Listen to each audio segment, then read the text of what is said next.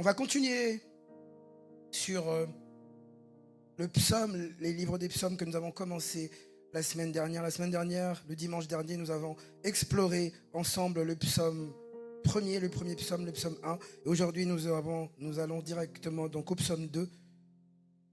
D'où la chanson qu'ils ont chantée tout à l'heure, là vous comprendrez pourquoi. Alors le psaume 2, je lirai, le psaume 2 est le livre des Actes des Apôtres, chapitre 4, au verset 23 à 31.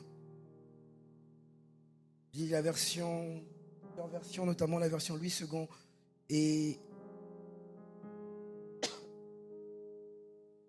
la version Parole de vie.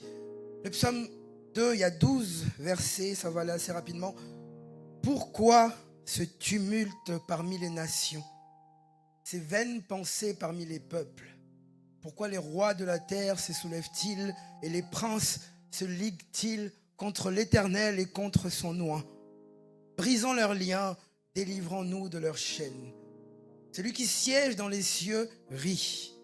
Le Seigneur se moque d'eux. Puis il leur parle dans sa colère, il les épouvante dans sa fureur. C'est moi qui oins mon roi sur Sion, ma montagne sainte.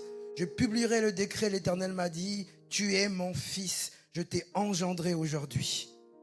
Demande-moi et je te donnerai les nations pour héritage, les extrémités de la terre pour possession, et tu les briseras avec une verge de fer. Tu les briseras comme le vase d'un potier.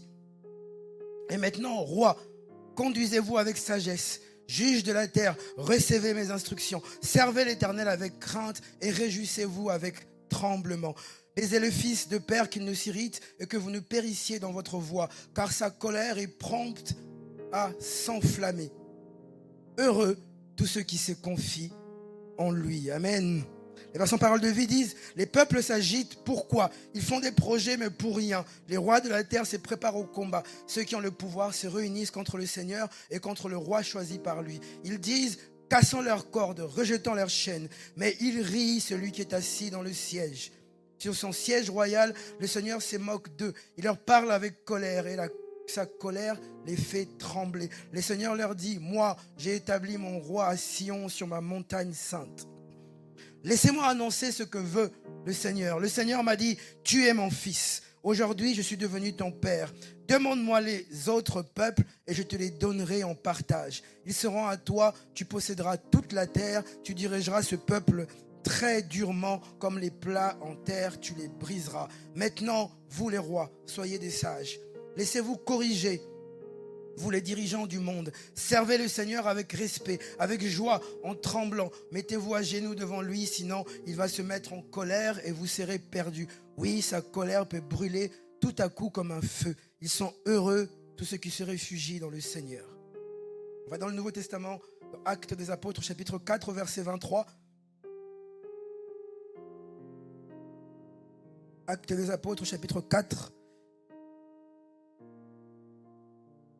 Moi, je lirai même un peu plus tôt, un peu plus haut, juste pour que vous ayez un peu de contexte. Au verset 21, ils leur firent de nouvelles menaces.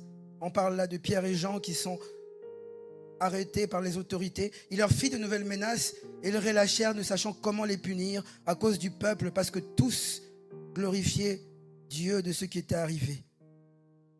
Verset 18, un peu plus tôt, excusez-moi, j'aurais dû commencer par là. Les ayant appelés, ils leur défendirent absolument de parler et d'enseigner au nom de Jésus. Verset 23, après les avoir été relâchés, ils allèrent vers les leurs et racontèrent tout ce que les principaux sacrificateurs et les anciens leur avaient dit. Lorsqu'ils l'eurent entendu, ils élevèrent à Dieu la voix tous ensemble et dirent, Seigneur, toi qui as fait le ciel, la terre, la mer et tous ceux qui s'y trouvent. C'est toi qui as dit par le Saint-Esprit, par la bouche de ton Père, ton serviteur, notre Père, ton serviteur David, pourquoi ce tumulte parmi les nations et ces vaines pensées parmi les peuples? Les rois de la terre se sont soulevés et les princes se sont ligués contre le Seigneur et contre son oint.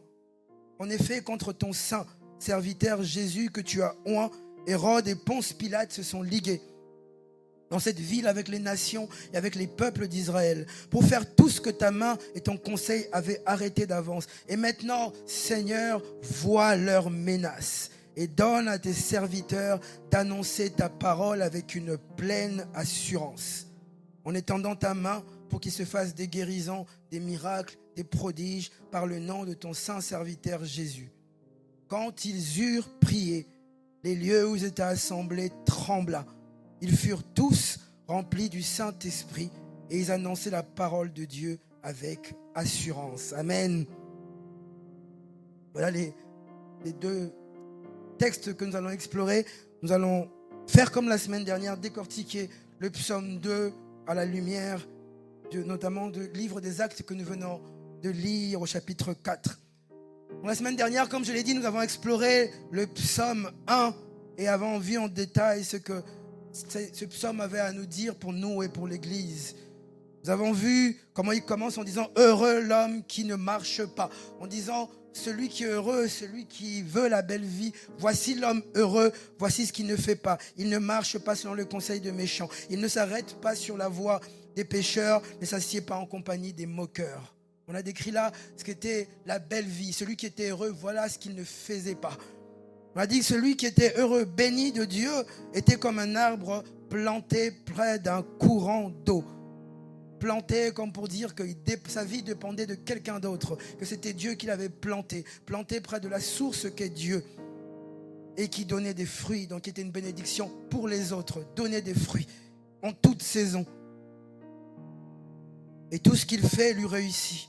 On a vu donc que ce psaume 1 donnait deux voix, la voix de celui qui est juste, qui marche avec Dieu, qui ne marche pas selon le conseil des méchants, qui est comme un arbre planté. Et on a vu aussi qu'il y avait la voix des méchants, qui eux sont comme de la paille, qui ne résistent pas au jugement de Dieu, qui seront brûlés et qui connaîtront le jugement de Dieu et la colère de Dieu. Et c'est donc ce qu'on a vu avec le psaume 1. Aujourd'hui, on va continuer dans la même lancée, explorer le psaume 2. Comme je vous ai expliqué la semaine dernière, donc le livre de psaumes, c'est un recueil de 150 chants, cantiques, poèmes, qu'on appelle psaumes. Il y en a plusieurs. J'ai donné quelques chiffres la semaine dernière. Je ne reviendrai pas forcément déçu. Une grande partie ont été écrits par David et pas seulement. D'autres sont attribués à Asaph, à Corée, même à Salomon. Plusieurs psaumes. Alors, quelque chose d'assez intéressant que nous avons dit, le livre est composé et coupé en 5 sections. Vous avez des fois dans vos livres, livre 1er, 2e, 3e, 4e, 5e livre. Donc la première section, c'est du psaume 3 au psaume 41. La deuxième section, du psaume 42, 72. Troisième, 73, 89. Quatrième section, 90, 106. Et la cinquième, c'est du psaume 107 au psaume 145 et vers la fin. Donc le livre est arrangé de telle sorte qu'il y a une introduction, plusieurs livres et une conclusion. Le psaume 1, comme on a vu, donc célèbre la personne qui est heureuse et qui marche avec Dieu, qui médite sa parole. Et le psaume 1 et 2, je l'ai dit la semaine dernière, sont l'introduction de tous les livres de psaumes. Ils fonctionnent tous les deux comme une introduction de tout ce qui vient après. Si vous le regardez, si vous étudiez ensemble, c'est ce que j'ai fait depuis 1 ou 2 semaines, vous verrez qu'ils sont assez similaires et assez différents aussi. Ils sont similaires déjà parce que c'est les 2 seuls psaumes qui n'ont pas de titre. On ne dit pas à qui ils sont attribués. Même si le livre Actes des Apôtres qu'on vient de voir attribue le psaume 2 à David. Ils ont tous les deux des idées qui se suivent. Notamment le premier psaume commence par « Heureux l'homme qui » et le deuxième psaume se termine par « Heureux tous ceux qui se confient en lui ». Et les 2 psaumes en fait, le psaume 1 et 2 présentent les 2 grands thèmes qui seront explorés dans tout le livre des psaumes. En premier, donc, le psaume 1 nous présente la vie juste, bénie de celui qui marche dans la voie du Seigneur, qui médite sa parole. Et le deuxième psaume que nous venons de lire, lui, il introduit celui qui règne, le règne de Dieu et son Messie et son roi qu'il a choisi. Amen. Et ces 2 thèmes, vous les voyez dans tout le livre des psaumes qui sont introduit et développé. Donc le thème de la royauté de Dieu et de son Messie, de Dieu qui règne. Et ce thème est développé dans tous les psaumes. Et c'est ce psaume que nous allons étudier, donc qu'on va explorer.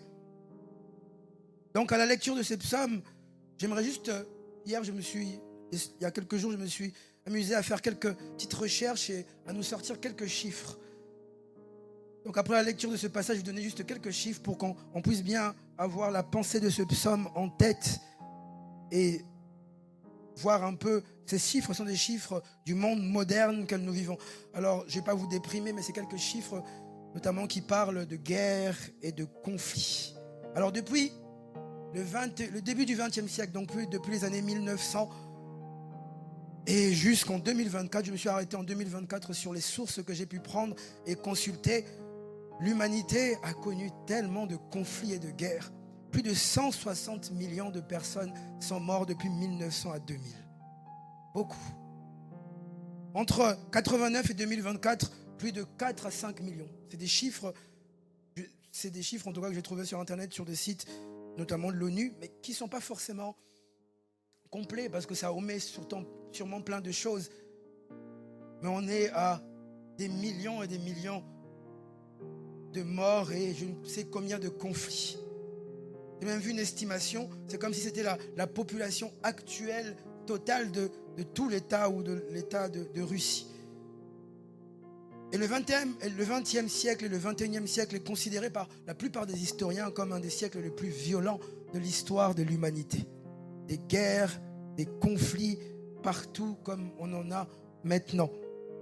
Mais la violence qu'on peut voir, ce n'est pas seulement les guerres entre les nations, c'est aussi des gens qui sont persécutés à cause de leur foi. Et là, je suis parti notamment dans les sites de Porte Ouverte pour avoir l'index et les chiffres de persécution, notamment des chrétiens dans le monde. Alors, c'est des chiffres qui donnent des fois même un peu froid dans le dos. 388 millions de chrétiens, c'est l'index de 2026, en ce monde sont persécutés à cause de leur foi. Environ 1 chrétien sur 7. Rien que sur l'année 2025-2026, 4889 chrétiens tués dans le monde. C'est des estimations à cause de leur foi. 3200 environ kidnappés, 4712 arrêtés ou emprisonnés et plus de 3600 églises brûlées ou détruites. Des chiffres qui donnent un peu l'image du tableau actuel de notre monde. Et encore, c'est juste des estimations. Des guerres entre les nations, des conflits entre les peuples, entre frères, entre personnes, entre familles. Et ensuite la persécution de ceux qui suivent le Seigneur. Et face à cette réalité, face à cette fatalité, même des fois on a l'impression que c'est une fatalité. Il n'y a rien de nouveau parce que le psaume 2 se pose cette question. Le psaume que nous venons de lire se pose la même question. Pourquoi ce tumulte parmi les nations? Pourquoi? Il continue en disant ces vaines pensées parmi les peuples. Pourquoi les nations se révoltent? Pourquoi les nations sont en guerre? C'est ce que ce psaume pose comme question. Et on va explorer ce psaume pour essayer de comprendre ce qu'il a à nous dire. Alors le message de ce psaume, il est beau. Il pose les bonnes questions, oui, mais c'est un psaume qui est écrit dans un contexte assez particulier. Et là, vous comprenez que ça parle dans un contexte où peut-être que la nation d'Israël est entourée de pays qui lui font la guerre, en conflit. Si vous l'observez, ce psaume, 12 versets, il y a une structure un peu particulière, c'est 4 strophes, donc 3 versets, 3 versets, 3 versets. Donc divisé en 4, c'est les 4 parties que nous allons explorer. Et ces 4 parties nous donnent l'idée, le message, le thème du psaume. La question qu'on se pose et que je vous pose ce matin, c'est quel est le rapport entre ce psaume d'un temps de la nation d'Israël avec l'Église? Avec l'Église que nous sommes aujourd'hui, avec vous, avec moi. Le texte que nous avons lu dans l'Actes des Apôtres nous montre déjà une première chose, un rapport entre ce psaume et nous. Lorsque la première Église, l'Église d'Actes des Apôtres au chapitre 4 est menacée, lorsqu'elle est en conflit et lorsqu'ils se tournent vers le Seigneur, et ils se tournent pour prier vers le Seigneur, ils se tournent vers la parole de Dieu. Et ils citent et prient avec ce psaume. Acte chapitre 4, c'est l'Église qui prie et qui prie en citant ce psaume. Qu'il est bon, bien-aimé, dans nos moments de souffrance et d'angoisse, d'avoir la parole de Dieu pour se tourner et se réconforter. Dans leurs moments d'angoisse et de souffrance et de conflit, ils se tournent vers quoi? Vers la parole de Dieu. Et si vous allez encore dans le Nouveau Testament un peu plus loin, vous avez la première lettre de Pierre au chapitre 2, au verset 9-10. C'est Pierre qui dit, vous, au contraire, vous êtes une race élue, un sacerdoce royal, une nation sainte, un peuple acquis, afin que vous annonciez les vertus de celui qui vous a appelé de ténèbres à son admirable lumière. Vous qui autrefois n'étiez pas un peuple et qui êtes maintenant le peuple de Dieu. Vous n'aviez pas obtenu miséricorde, qui maintenant avait obtenu miséricorde. Pierre nous dit, voilà qui nous sommes, la nation et le peuple de Dieu. Voilà pourquoi il est important de garder à l'esprit ces deux vérités, donc par rapport à ce psaume et au Nouveau Testament, que ce psaume nous met en relation. La signification du psaume nous met en relation, nous en tant qu'Église, comme la nation de Dieu. Nous sommes le peuple de Dieu, la nation de Dieu, la race qu'il a choisie. Pierre dit un sacerdoce royal, une nation sainte, un peuple qui appartient à Dieu. Nous lui appartenons, et parce que nous lui appartenons, ce psaume nous concerne et concerne l'Église actuelle. Amen.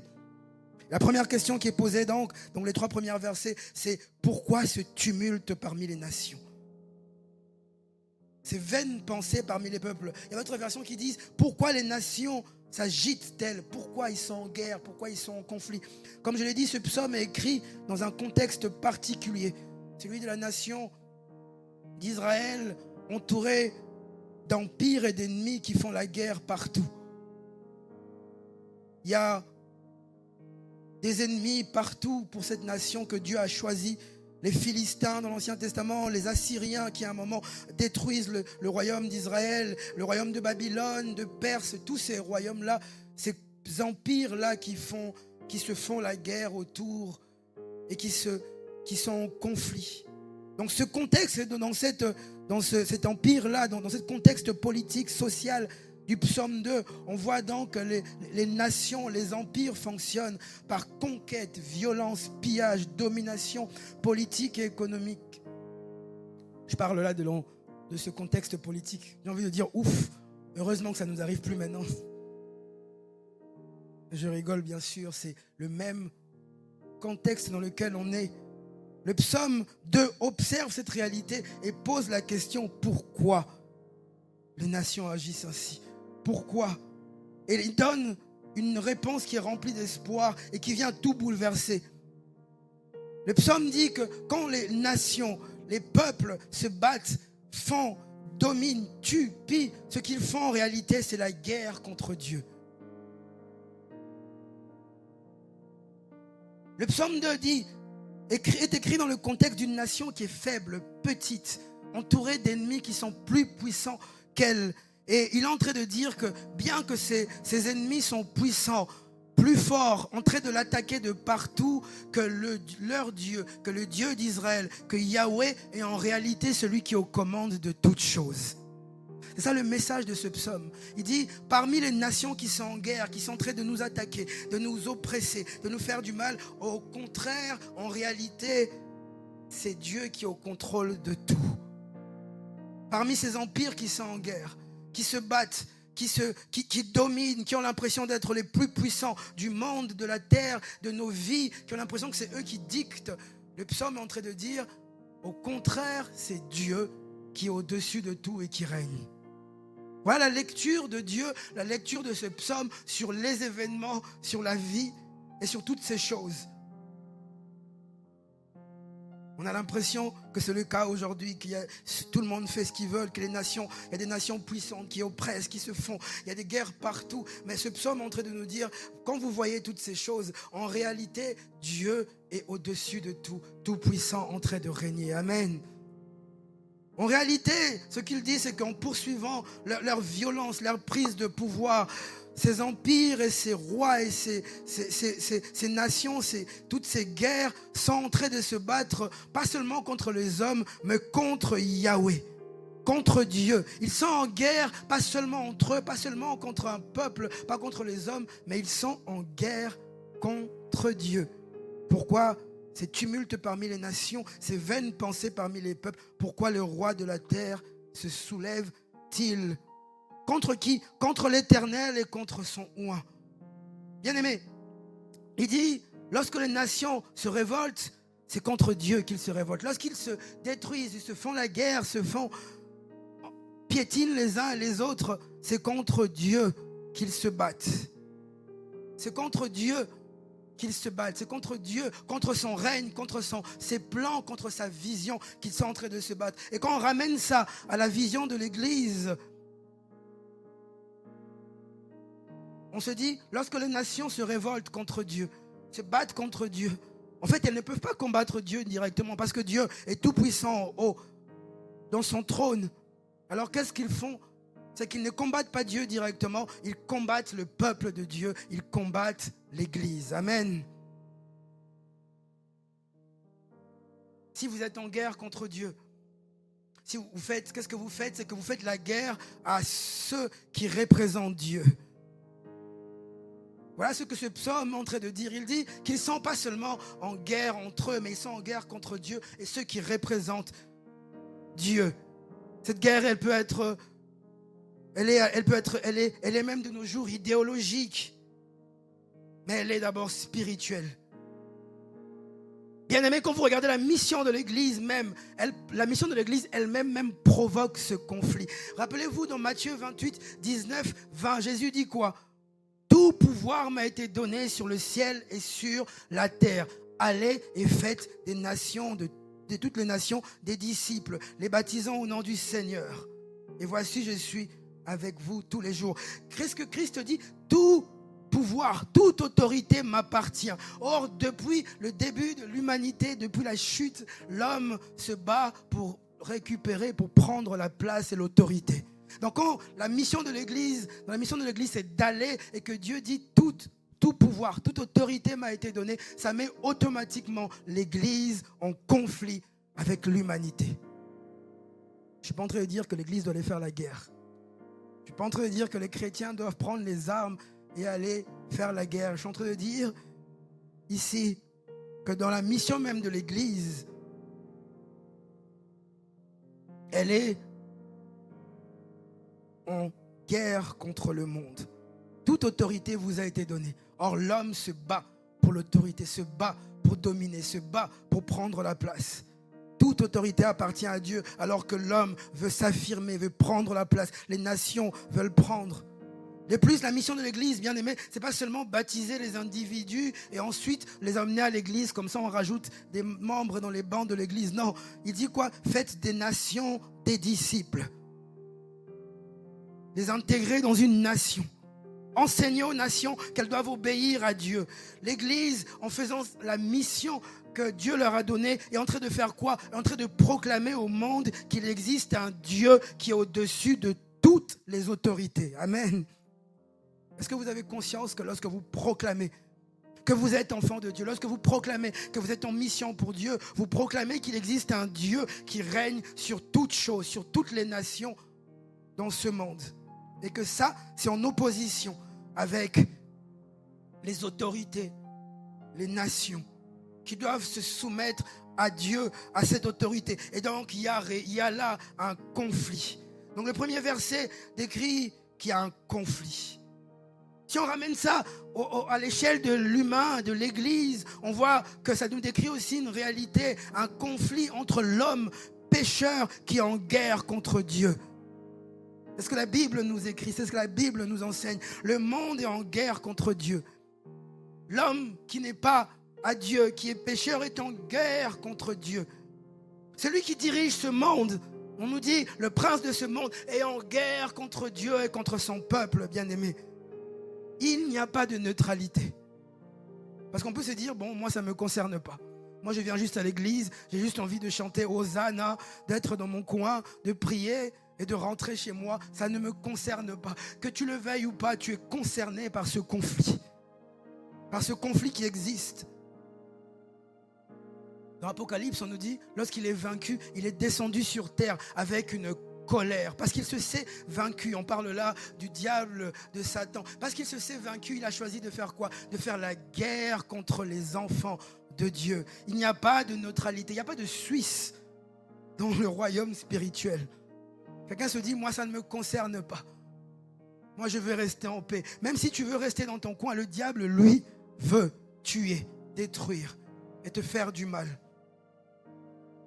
Jean 3, 18-19 nous dit, celui qui croit en lui n'est point jugé, mais celui qui ne croit pas est déjà jugé, parce qu'il n'a pas cru au nom du Fils unique. Et ces jugements, c'est quoi? C'est que la lumière étant venue dans le monde, les hommes ont préféré les ténèbres à la lumière.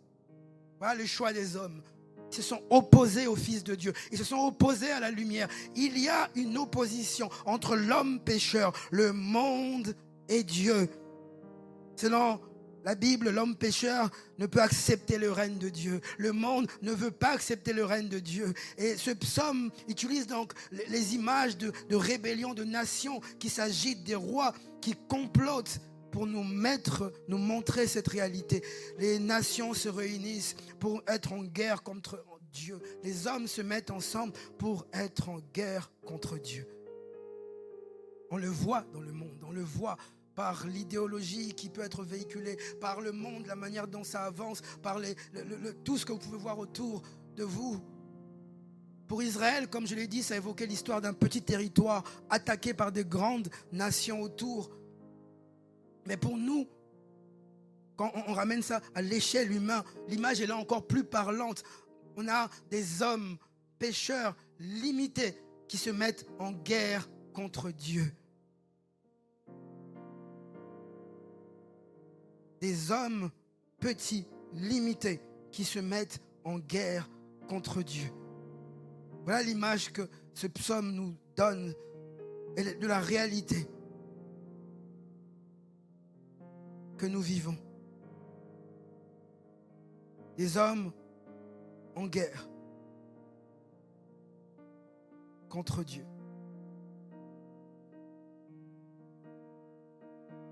Comme je l'ai dit, les hommes ont préféré les ténèbres à la lumière parce que leurs œuvres étaient mauvaises. Ils ont rejeté le Fils de Dieu. Pourquoi, bien-aimés? Parce que la lumière de Dieu vient pour exposer le péché et tout ce qui est mal. Tout ce qui est contraire à Dieu. Et la nature de l'homme pécheur, de ce monde, c'est de s'opposer à cette lumière. Il préfère défendre les ténèbres plutôt que de se repentir. L'homme déchu, dans sa nature, c'est de se rebeller contre Dieu. C'est ça la faute originelle, la rébellion contre Dieu, contre son ordre, contre son établissement, contre sa volonté, contre sa direction. Depuis l'époque d'Adam jusqu'à Babel où les hommes se sont unis ensemble pour s'opposer à Dieu, pour s'opposer à lui. Et qu'est-ce qu'il dit ces hommes? Il dit brisons leurs liens. Contre l'Éternel, contre son roi, brisons leurs liens. C'est les 3 premiers versets, je l'ai dit. Ils s'opposent au Seigneur et contre son roi. Ils considèrent que le Seigneur veut leur mettre en esclavage. Ils ne veulent pas l'autorité de Dieu parce qu'ils considèrent que l'autorité de Dieu, c'est comme si l'autorité de Dieu va venir me mettre en esclavage. Et ensuite ils disent non, brisons ce lien-là. Il y en a qui refusent de venir au Seigneur parce qu'ils ont l'impression qu'en venant au Seigneur, ils vont être contraints. Ils vont être empêchés de vivre. Ils vont être bloqués. Alors que venir au Seigneur, c'est être réellement libre.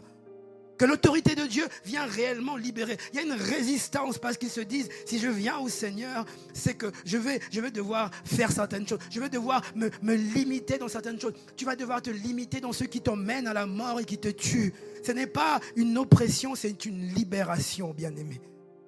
Ils s'opposent parce qu'ils ont peur. Si je viens, peut-être que je vais devoir arrêter certaines choses. Ils disent, brisons leurs liens. Comme si comme si Dieu était venu leur mettre par son autorité en esclavage. Cette attitude, bien aimée, c'est la preuve de la mort et de la folie spirituelle. Car Dieu est celui qui brise les liens et non celui qui va nous imposer des liens.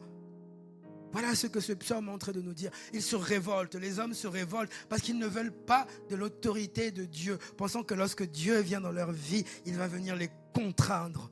Alors qu'en Christ, nous avons la liberté, la vraie liberté. Amen.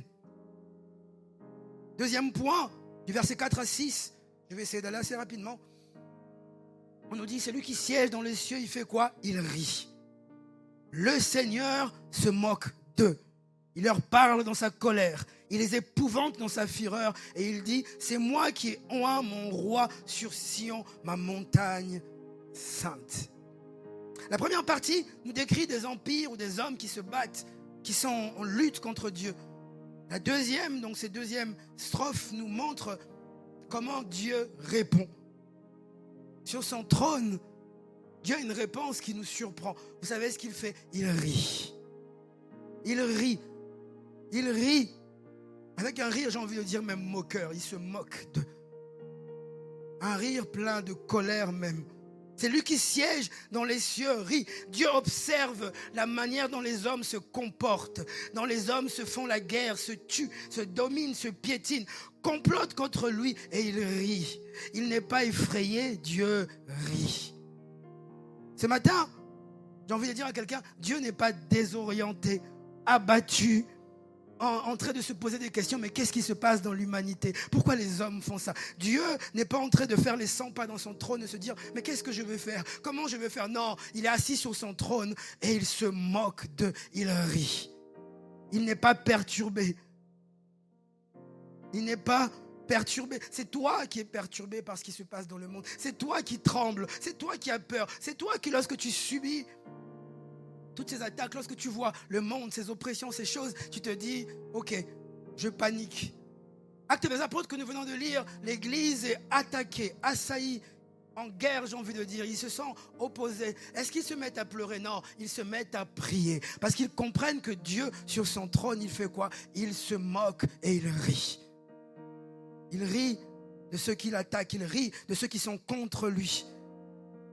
Vous savez pourquoi il rit? Parce qu'il est assis sur son trône comme le Dieu qui règne sur toutes choses. Il n'est pas en train de faire les 100 pas dans son trône en se demandant ce qu'il doit faire. Non, il est assis, il est en paix, il est plein d'assurance et il règne dans l'univers bien-aimé. Dieu est assis sur son trône. Ce n'est pas un trône terrestre, c'est un trône céleste. Ce que ça veut dire, c'est qu'il a autorité sur toutes choses, sur toute la création, sur tous les conflits, sur tous les dangers, sur toutes les oppressions. Et il est assis et il est en paix. Il n'est pas perturbé par tes problèmes.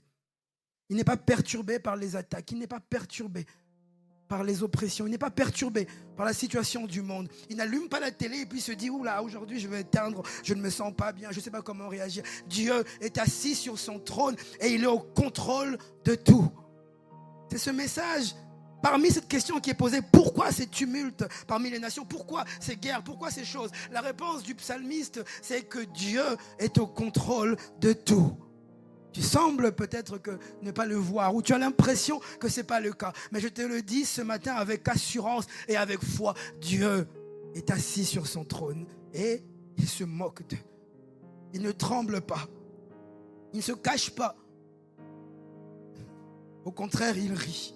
Imaginez un peu, vous êtes en train d'attaquer quelqu'un avec toutes vos armées, toute votre intelligence, toutes vos forces. Vous attendez à ce qu'il quoi? Qu'il panique. Et sa réaction, c'est il fait quoi? Il est en train de rire. Dieu se rit. Bien-aimés, soyez sûrs du Dieu que vous avez. Riez face aux oppositions et face aux attaques de l'ennemi. Arrêtez de trembler. Arrêtez de faire comme si vous n'avez pas de Dieu. Vous avez un Dieu et il règne sur toutes choses. Riez. Il se moque d'eux. Il ne craint rien. Il ne tremble pas dans la peur ni dans l'affliction. Il n'est pas perturbé. Il rit. Il rit parce qu'il sait ce qu'il leur réserve. Il sait comment il va les juger. Il connaît le sort du méchant. On l'a vu dans le psaume 1. Il sait où ils vont. Il connaît la fin de toutes choses. On a dit dans le psaume 1 que le méchant est comme de la paille qui sera jetée, brûlée. Il sait. Pendant que tu cries, tu pleures, tu te dis, je suis affligé, attaqué, détruit, accablé. Tu te dis, je connais le sort final de ces gens. Amen. Il leur parle dans sa colère. Il rit, mais Dieu, dans son trône, il n'est pas juste inactif. Il ne se contente pas de rire, il est aussi en train d'agir contre cette humanité qui se rebelle contre lui. Il est en train d'agir. Vous avez l'impression peut-être que ce Dieu-là est assis sur son trône, les bras croisés, n'ayant aucun égard sur ce qui se passe. La Bible nous dit non, il est au contraire assis, riant, regardons ce qui se passe, mais il agit et il est en train d'agir. Comment il agit? D'abord, il s'adresse à l'humanité. D'abord, il leur parle. D'abord, il parle à ces nations rebelles. D'abord, il parle à ces gens qui s'opposent à lui. D'abord, il parle à ces situations qui s'opposent à lui. Il leur donne d'abord une voix de salut. Il ne se contente pas d'abord seulement de rire, il agit. Il s'adresse d'abord à lui. Ça montre que Dieu est un Dieu de miséricorde. Avant d'agir, il tend d'abord la main, bien-aimé.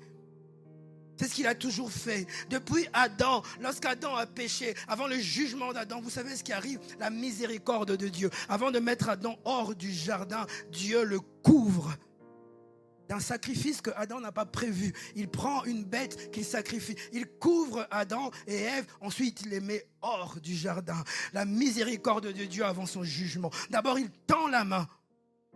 Et ensuite, il juge. Il leur parle dans sa colère. Et c'est quoi la réponse de Dieu? Il dit, j'ai oint mon roi. La réponse de Dieu, elle est sublime. Il rit, il dit, parmi vos conflits, vos combats, moi ma réponse c'est celui-là, le Fils de l'homme, celui qui a été choisi, le Messie, Jésus-Christ. Il dit, j'ai oint mon roi, je l'ai établi sur toutes choses. Il annonce aux nations, il annonce à ceux qui le résistent que moi j'ai une réponse. Et la réponse c'est quoi? J'ai oint mon roi, j'ai donné mon fils. C'est lui qui règne sur toutes choses et qui jugera toutes choses. Jésus-Christ. Voilà la réponse de Dieu. Voilà la réponse de Dieu à ces nations qui se battent. Voilà la réponse de Dieu à toutes ces oppositions. Il dit, j'ai oint mon roi. Il n'est pas juste inactif, il établit son roi sur sa montagne sainte. Il veut, et c'est le message de ce matin, il veut que l'humanité en rébellion contre Dieu, que les pécheurs en rébellion contre Dieu, que le monde qui se bat, qui se détruit, sache qu'il y a un roi qui a été établi au-dessus de toute chose. Quel roi? Un roi victorieux qui est venu, qui s'est fait homme, petit, est né dans le corps d'un homme à travers une femme. Tout petit, s'est fait homme, s'est mis à notre niveau, est parti ensuite à marcher la terre des hommes, à marcher comme vous, à souffrir les mêmes choses que vous, les mêmes privations que vous, et aller ensuite à la croix pour être crucifié et être levé au-dessus de tout. Ce roi-là, la réponse de Dieu, elle étonne. Face aux nations qui s'arment, qui mettent en marche leurs armées, qui mettent en marche toute leur puissance. Vous savez ce que Dieu oppose? Il oppose l'humilité. Il oppose son roi qui est au-dessus de tout, mais qui se fait humble. Dieu rit. Il répond pas comme on pourrait s'y attendre. Face aux armées, je dis, ça serait quoi la réaction normale? De contre-attaquer, de réagir comme le monde. Et bien aimé, je donne là une remarque à l'église en disant, faisons attention. Dieu répond d'une manière, il ne répond pas comme le monde. Il ne répond pas comme les nations elles-mêmes. Il n'est pas en train de préparer une contre-attaque. Il s'est dit, bon, le monde m'attaque de cette manière, moi je veux réagir comme le monde. Faites attention lorsque vous êtes attaqué, opprimé, de réagir comme le monde. Ne réagissez pas comme le monde, bien-aimé. Plusieurs chrétiens, mais malheureusement, réagissent avec les armes du monde lorsqu'ils sont attaqués par le monde. Ils ont été blessés. Vous savez, qu'est-ce qu'ils font? En retour, ils blessent. Voilà pourquoi il faut venir sous les pieds de ce roi-là pour qu'il te guérisse. Parce que si tu n'es pas passé par les mains du divin potier, lorsque tu seras blessé, tu vas blesser. Voilà pourquoi on voit des gens qui ont été blessés, qui blessent, qui lorsqu'ils se mettent même se marient, enfantent des enfants, qu'ils blessent eux-mêmes, ils transmettent leurs blessures et de génération en génération, on a des familles qui sont détruites. Faites attention comment vous réagissez. Faites attention comment vous réagissez face au monde qui vous attaque. Ne prenons pas les armes du monde pour réagir contre le monde. Parce que le combat, il n'est pas physique, il est spirituel. Et les armes qui nous sont données ne sont pas physiques. Nous ne luttons pas contre la chair, contre les hommes. Si vous réagissez de manière physique, vous réagissez avec les armes du monde. Si vous réagissez à la haine par la haine, vous réagissez avec les armes du monde. Si vous blessez alors qu'on vous blesse, vous réagissez avec les armes du monde. Si vous vous dites, on m'a trahi, on m'a blessé, je ne fais plus jamais confiance aux gens, vous réagissez avec les armes du monde. Si vous vous dites, l'église m'a blessé, moi je ne veux plus jamais d'église, laissez-moi tranquille dans mon coin, je n'ai besoin de personne, vous réagissez avec les armes du monde. Nous devons faire attention. Si on réagit par la division, la haine et le rejet, on réagit. La réponse de Dieu, on nous dit quoi? Mais celui qui est sur le trône, il rit. Il leur parle dans la colère. J'ai établi mon fils, mon roi, mon oint. Voilà, les hommes viennent avec leurs projets, leurs armées, leurs inventions, leur puissance. Et Dieu répond, ma réponse elle est là. Mon roi sur Sion. Vous savez ce que nous dit Philippiens, chapitre 2, versets 10 à 11, afin qu'au nom de Jésus, tout genou fléchisse dans les cieux, sur la terre et sous la terre, et que toute langue confesse que Jésus-Christ est Seigneur, à la gloire de Dieu et du Père. Amen. Troisième point, du verset 7 à 9. On nous dit, je publierai le décret. L'Éternel m'a dit, tu es mon fils, je t'ai engendré aujourd'hui. Demande-moi et je te donnerai les nations pour héritage, les extrémités de la terre pour possession. Tu les briseras avec une verge de fer, tu les briseras comme la vase d'un potier. Et là, le roi qui a été établi parle dans ces 3 versets. Il parle.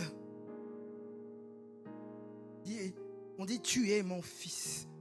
Je t'ai engendré aujourd'hui. Hébreux 1:5 nous dit, car auquel des anges Dieu a-t-il jamais dit, tu es mon fils, je t'ai engendré aujourd'hui. Et encore, je serai pour lui un père et il sera pour moi un fils. Aucun ange. Parce que ce nom-là, il a été donné, ce titre-là n'a été donné qu'à Dieu, qu'à Jésus, qu'au Fils seul et lui seul. Pas un ange, pas une autorité, au Fils. Il a reçu le nom excellent au-dessus de tous les noms. Le Fils de Dieu, le Sauveur de toutes choses, ce que nous avons chanté tout à l'heure, Hosanna au Fils de Dieu, au Roi qui est venu nous sauver, engendré. On nous dit, le Fils, j'étais engendré. Engendré, n'ayez pas peur de ce mot, ça ne veut pas dire créer. Le Fils n'a pas été créé, bien-aimé. Plutôt, au contraire, dans Colossiens chapitre 1, on nous dit que c'est par lui que toute chose a été créée, par le Fils de Dieu. Car en lui, tout a été créé, toutes choses qui sont dans les cieux, sur la terre, visibles et invisibles. Trône, dignité, domination. Il est avant toute chose et toute chose subsiste en lui. Ce terme, ce mot engendré veut juste dire qu'il y a une relation entre 2 êtres de même nature, entre le Père et le Fils. Et ce Fils, dont le Père est en train de parler, on nous dit qu'il a reçu les nations en héritage. Les nations sont ses enfants. Vous qui êtes sa nation, les soldats sont repoussés, les âmes sont déposées à terre. Ils reconnaissent l'autorité de Dieu. Ils quittent les rangs ennemis et ils viennent dans les rangs de la nation de Dieu. C'est comme ça que l'on combat. Pas par les armes de la chair, pas avec les armes du monde, avec les armes que nous donne le Fils. Arrête de combattre avec tes propres forces. Arrête d'employer les moyens du monde pour t'en sortir. Arrête de réagir par ta chair. Voilà pourquoi tu es dans ces tumultes. Voilà pourquoi les nations sont dans les tumultes. Voilà pourquoi nous mettons l'accent sur l'évangélisation et la mission. Voilà pourquoi nous sommes ici à Rambouillet en tant qu'Église pour une mission, gagner les nations au Seigneur. Voilà pourquoi nous sommes des représentants du Seigneur dans nos familles, dans nos cercles, pour gagner les peuples à Dieu. Amen. Quel programme? Le programme de Dieu. Vous savez pourquoi? Parce que l'issue est certaine. L'issue du combat de Dieu n'a jamais été incertain. On sait déjà qu'à la croix, il a dit quoi? Tout pouvoir m'a été donné. La victoire est certaine. Il a vaincu toutes choses à la croix. À la fin, Christ recevra pleinement la récompense pour laquelle il est mort. Les nations en héritage. Amen. Il a été son roi, comme celui qui peut briser d'un coup. Il dit au verset 9, tu le briseras. Comme pour dire, oh insensé, oh homme insensé, pourquoi t'opposes-tu à Dieu? Pourquoi t'opposes-tu à Dieu? Laissez-les vous attaquer, vous calomnier, vous mettre à défaut parce que vous servez le Seigneur. Laissez le monde se moquer de vous. Laissez les choses de ce monde vous attaquer. Ce n'est pas contre vous, c'est contre le roi. Et ce psaume nous dit, hommes et nations insensés, savez-vous contre qui vous vous battez? Contre le roi des rois. Amen. Contre celui qui a toutes choses. Et les 3 derniers versets, il donne un avertissement au roi et aux pécheurs. Il dit, et maintenant, il parle à ceux qui s'opposent à lui. Il dit, et maintenant, nation, Roi, toi qui t'opposes à Dieu, conduisez-vous avec sagesse.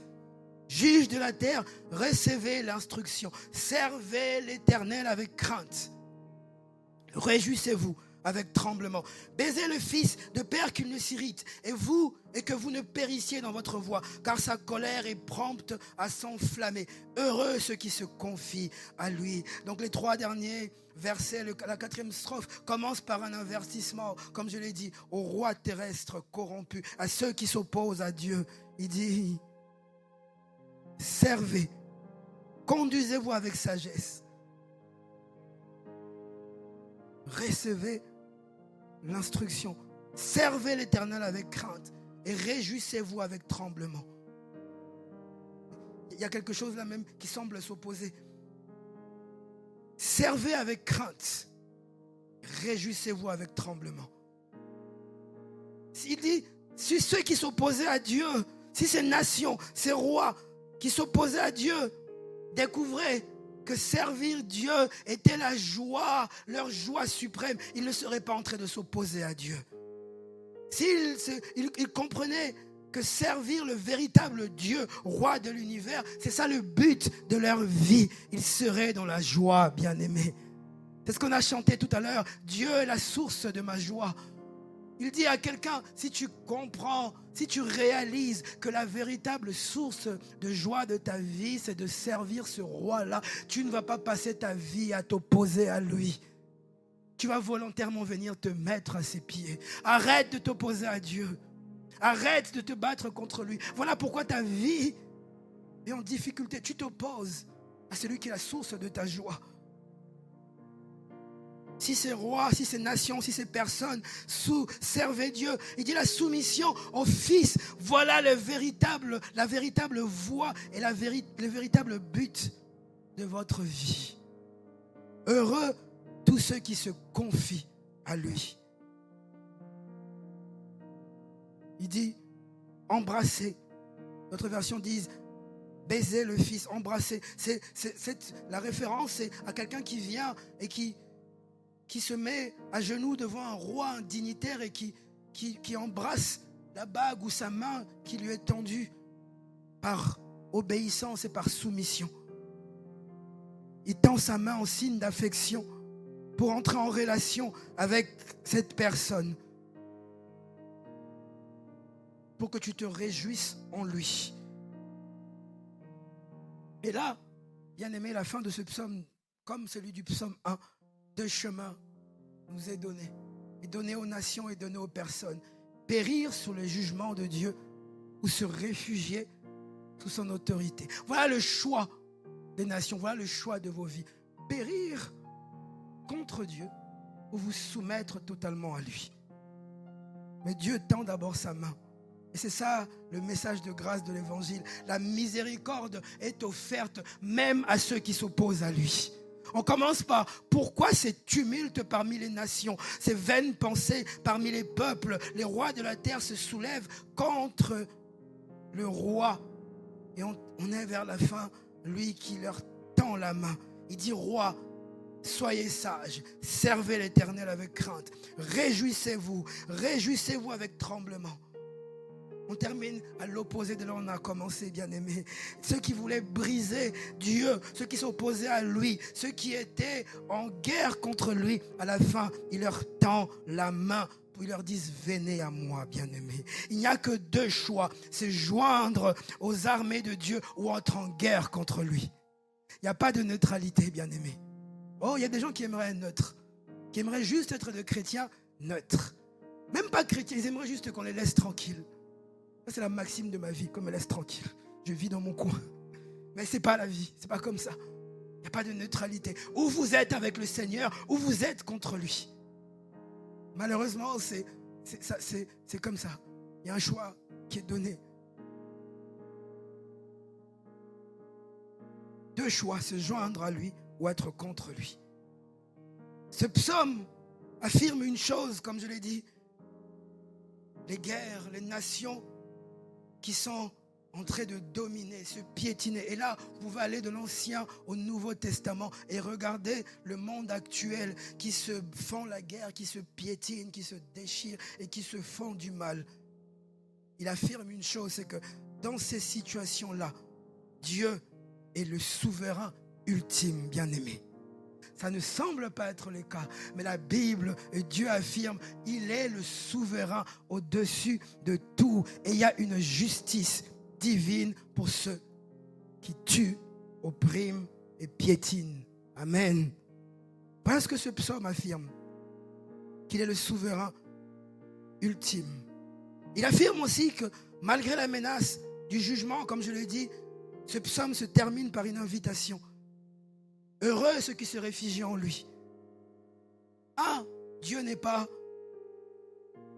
en train de regarder la situation et de n'avoir rien à faire, si on peut dire. Non, il regarde. Il voit là où les gens pleurent, souffrent. Il dit, il y a un jugement à la fin. Les nations seront jugées. Ceux qui oppriment seront jugés. Mais il dit aussi, il y a une invitation, une miséricorde qui est offerte au roi, aux rebelles, pour se soumettre, trouver refuge, recevoir la bénédiction. Et cette bénédiction, cette miséricorde, elle est étendue pas seulement aux nations, à ceux qui sont aussi ennemis de Dieu. Il offre et tend sa main. Il tend la main à tout le monde, à ceux, même ceux qui sont opposés à lui. Saul était persécuteur de l'Église avant qu'il devienne serviteur du Seigneur. Il lui tend la main. Il dit, Saul, Saul, pourquoi me persécutes-tu? Il lui tend la main. Et quand il l'a emmené devant l'Église, l'Église refuse d'abord en disant, non, lui c'était un persécuteur. On pense que lorsqu'on vient à Dieu, il va nous enlever nos libertés. Non, certaines personnes sont en train de lutter contre le Seigneur parce qu'ils pensent que Dieu veut leur enlever leur liberté. Non, il veut te donner une liberté. Il veut te rendre libre réellement. Alors que tu penses que si tu viens sous Dieu, tu seras esclave du péché. Non, esclave de Dieu. Non, en réalité, tu es esclave du péché et de la mort. Il veut te libérer. Tu penses qu'il veut t'enlever ta joie alors qu'il te dit viens. Non, il veut. Tu penses avoir la joie dans le monde maintenant. La vraie joie se trouve dans le Seigneur.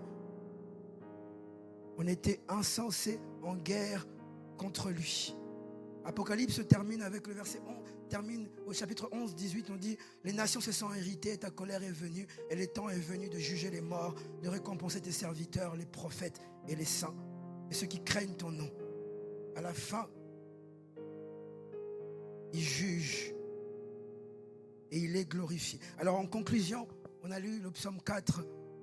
Quand les apôtres ont été relâchés de la prison où ils étaient, ils sont rentrés, ils sont allés voir l'église et ils ont fait quoi? Ils ont prié ensemble. Ils ont dit, Seigneur, toi qui as fait le ciel, la terre et la mer et tout ce qui s'y trouve. C'est toi qui as dit par le Saint-Esprit, par la bouche de notre Père, ton serviteur, pourquoi ce tumulte parmi les nations, ces vaines pensées parmi les peuples. Les rois de la terre se sont ligués contre tes nations avec les peuples d'Israël, contre ton nom. J'avance un peu. Et il dit, Seigneur, et maintenant, Seigneur, vois leurs menaces. Face à la persécution, face aux attaques qu'ils reçoivent, face au monde qui les... Ils viennent juste de sortir de prison. On les a interdits de parler du Seigneur. On leur dit, faites ce que vous voulez. Mais une seule chose, ne parlez pas de Jésus. Ne parlez pas du Seigneur. Et face à ça, ils font cette prière magnifique. Ils disent, Seigneur, vois leurs menaces. En conclusion, ils reconnaissent que la situation dans laquelle ils sont, ils reconnaissent qu'ils sont cette oppression, que la situation de l'Église, c'est une guerre entre les nations et Dieu. Ils font une analyse de leur situation. Ils regardent leur état, leur vie, l'Église. Et ils reconnaissent qu'en réalité, j'étais en prison. On est opprimé. L'Église se sent attaquée. Ma vie se sent opprimée. Ils reconnaissent et ils font le bon diagnostic. C'est que c'est une guerre, une situation, une guerre pas contre nous, mais contre Dieu. Ce message ne signifie pas que le chrétien ne doit rien faire dans ce monde. Au contraire, bien-aimé. Le livre des Actes, donc ce chapitre 4, nous montre que face aux menaces et la situation qu'il traverse, la réaction de l'Église est de reconnaître ce qui se passe, de reconnaître la nature de la situation, de la guerre qui est en cours. Ils reconnaissent que le problème est spirituel d'abord. Ils ne se trompent pas dans leur analyse et dans leur perception. Ils comprennent que la situation est une guerre spirituelle contre eux.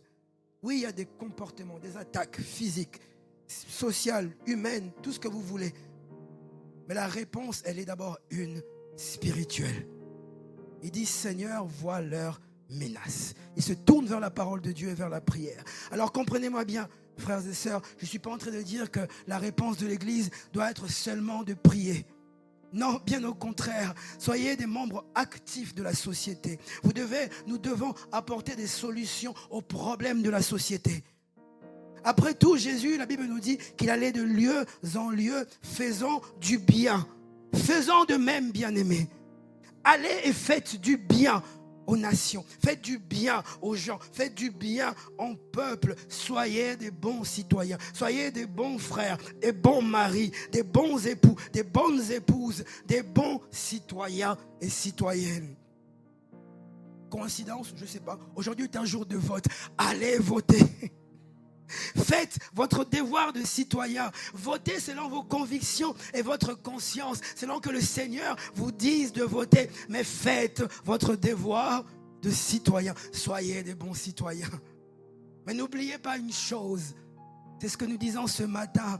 C'est que la solution, même si on fait du bien, la solution, elle vient d'abord et d'abord de Dieu. Parce que le problème, il est d'abord spirituel. Et la solution, c'est le Fils de Dieu. C'est lui la solution. C'est ce qu'il nous dit ce matin. Les saluts viennent de lui. Le secours nous vient de l'Éternel. Et ça, les apôtres l'avaient compris. Et deuxièmement, ils font dans leur prière quelque chose d'extraordinaire. Ils disent quoi? Vois leurs menaces et donne à tes serviteurs d'annoncer ton nom avec plus d'assurance. Leur prière n'est pas anéantis nos ennemis, détruis mes ennemis, tue-le. Non, confonds-le. Non, leur prière c'est permets-nous de les sauver. Oh, toi tu es oppressé et ta première réaction quand tu vas vers Dieu, c'est tue mes ennemis, détruis ceux qui m'oppressent. Je veux leur montrer qu'ils ont tort de m'avoir fait du mal. Mais il dit, vois leurs menaces et permets-nous d'annoncer l'évangile de grâce qui sauve. Quelle demande extraordinaire. Pas anéantis-les, mais permets-nous de leur sauver. Quel cœur de compassion. Sommes-nous encore capables d'avoir ce cœur-là dans l'église? Avez-vous encore ce cœur-là, peuple de Dieu? Celui qui regarde ses ennemis, qui regarde les nations, qui regarde ceux qui les oppriment, ceux qui vous font du mal et qui prient pour eux. Priez-vous encore pour vos ennemis, ceux qui vous oppressent. Les plus saints vont lever la main, vont dire Amen. Et je dis c'est bien. Ils sont conscients d'une chose, ils sont la réponse du monde face à la douleur et à la destruction du monde. Ils demandent quoi? L'assurance de continuer. Pas l'assurance de s'arrêter, de se cacher. Non, l'assurance de continuer face aux persécutions et aux nations. Et troisièmement, ils demandent pas seulement la capacité d'annoncer, ils demandent aussi à Dieu d'étendre sa main afin qu'il fasse des miracles et des prodiges.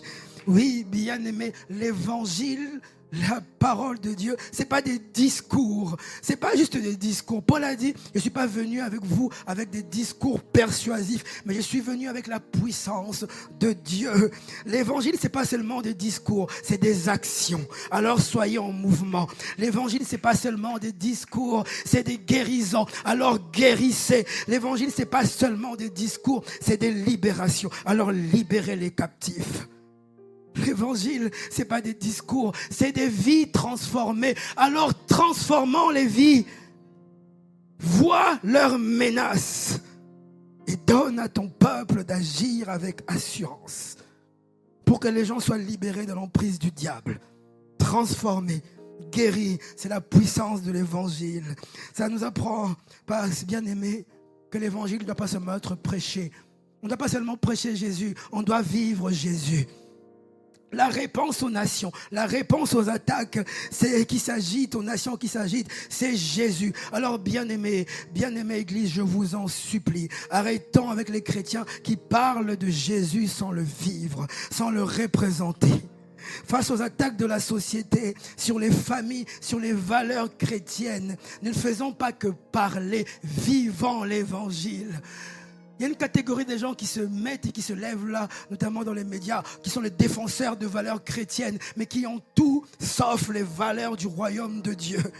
Ne viens pas me parler d'un Dieu d'amour si toi-même tu ne l'es pas. Vis l'amour de Dieu. Viens pas nous présenter un Dieu ou Dieu comme un père si toi-même tu n'es même pas un bon père ou un bon papa. Sois un père responsable et un bon papa. Montre l'évangile de Dieu.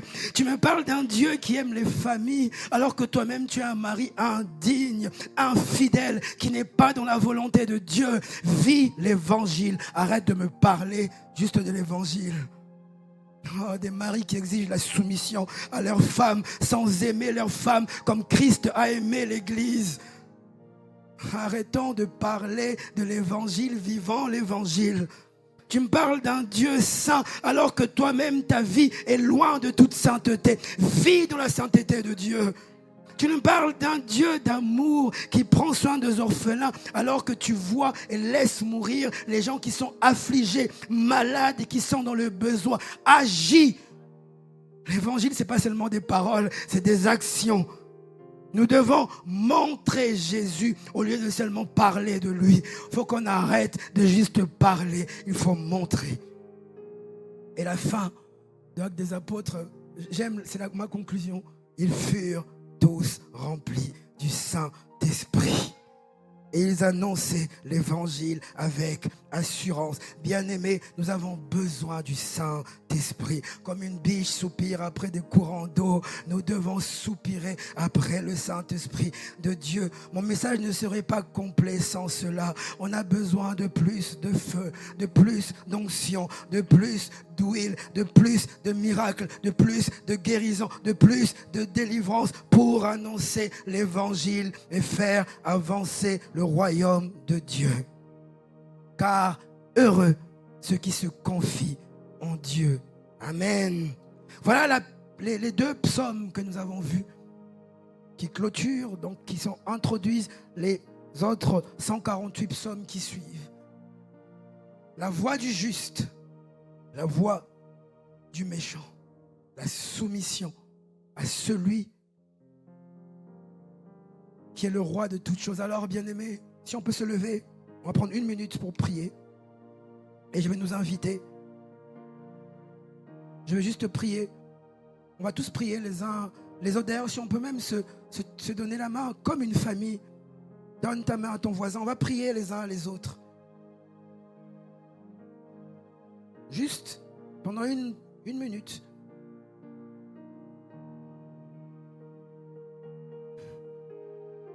Heureux l'homme qui ne marche pas selon le conseil des méchants, qui ne s'arrête pas sur la voie des pécheurs, qui ne s'assied pas en compagnie des moqueurs, mais qui trouve son plaisir dans la loi de l'Éternel. Il est comme un arbre planté près d'un courant d'eau. Seigneur, ma prière, c'est que nous soyons comme ceux qui sont plantés près de toi, qui donnent des fruits en sa saison et dont le feuillage ne se flétrit point. Je prie, Seigneur, que tu nous gardes près de toi. Nous venons marcher dans tes voies. Oh, pourquoi ce tumulte parmi les nations? Nous avons vu ces vaines pensées parmi les peuples contre ton roi, contre celui que tu as ou un que tu as placé au-dessus. Mais toi, tu nous montres une autre voie, celui de la soumission à toi, au Seigneur, au serviteur, au roi, à Jésus qui est mort à la croix. Seigneur, je prie pour une église qui ne fait pas que parler, mais vivre l'évangile.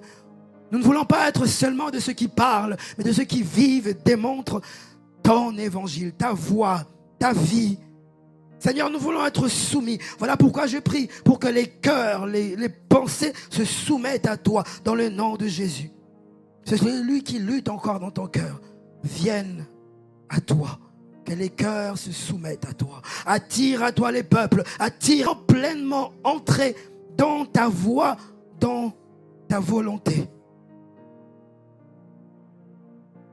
Seigneur, face aux attaques du monde, face aux nations, face à ceux qui se mettent contre nous.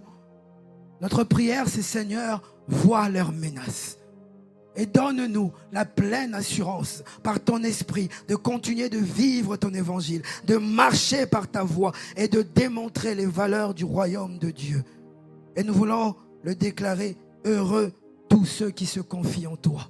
Et nous nous confions en toi comme une famille, comme un peuple qui t'appartient. Dans le nom de Jésus, nous avons ainsi prié. Amen. Amen, amen, amen. Alléluia. On peut se rasseoir. Je bénis ta parole, Seigneur, et j'espère vous avoir donné l'envie de lire le livre des psaumes, d'étudier la parole de Dieu, de vous plonger dedans. Il n'y a pas meilleure chose à faire que d'étudier, d'être heureux, comme nous dit le psaume 1, qui fait de la parole de Dieu ses désirs. Nous avons un roi puissant, qui règne. Ne sois pas dans le trouble, ne sois pas perturbé. Dieu est au contrôle. Amen.